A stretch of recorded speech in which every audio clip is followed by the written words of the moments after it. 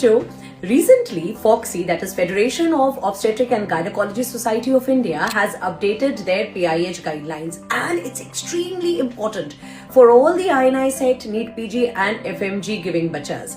So, I am going to cover it up in various parts. Today, let's discuss about the definitions which have changed in PIH.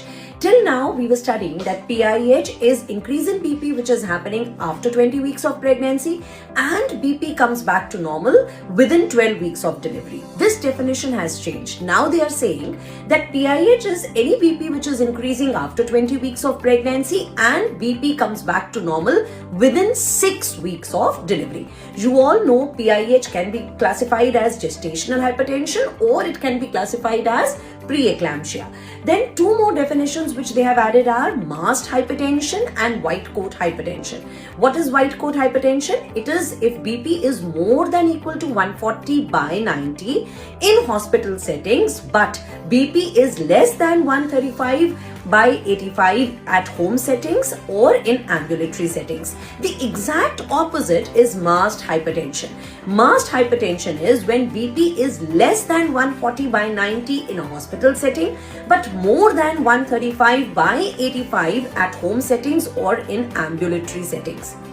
Then let's talk about preeclampsia without severe features and preeclampsia with severe features. Mild preeclampsia, which is now called as preeclampsia without severe features, BP is more than 140/90 but less than 160/110, and there are no premonitory symptoms, there are no abnormal lab test. In other words, there are no signs of end organ damage. Severe preeclampsia, on the other hand, is if BP is more than equal to 160/110 or if BP is more than equal to 140/90, it should be associated with abnormal lab findings or premonitory symptoms.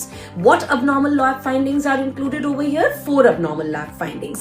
Number 1, elevated liver enzymes. Number 2, thrombocytopenia. Number 3, increased serum creatinine, and number 4, abnormal coagulation test. What are the premonitory symptoms which they have included?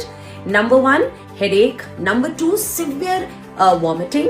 Number 3, excessive weight gain. Number 4, severe edema.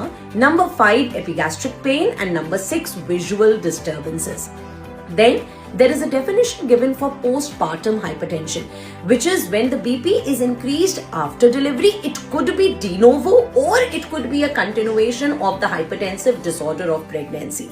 For the other updates, follow me and I'll tell you them later on.